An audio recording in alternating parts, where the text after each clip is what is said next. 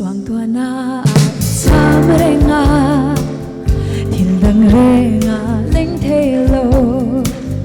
Min han shil fia mai te la Izun ngai renga kawai chan Hoai sen na song ko min o Bia tu trok ka ka zong ko Ibing ero a theng thelo Ka hoai sen na hian a phak lo Lung i dum nge ye O lung ron pui Ka chai lai thi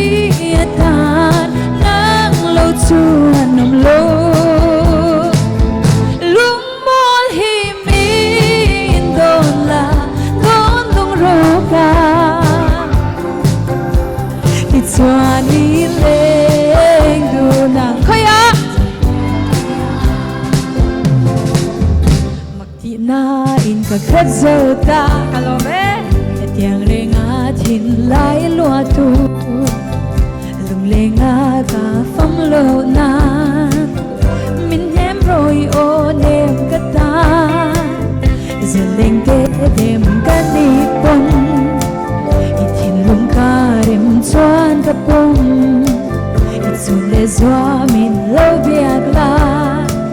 I nawa dap mem lo duat la A thiam thiam tan lung i dum nge ye O lung run pui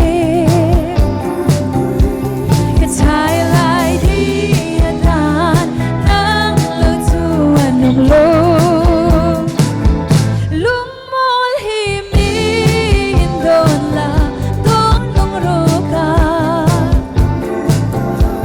Ki chuan i leng du nang Indiana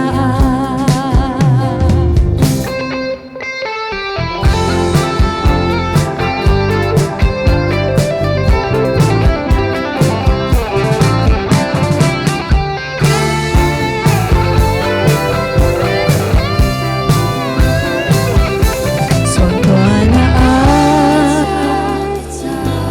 I cham renga Indiana I leng du na Lung i dum nge ye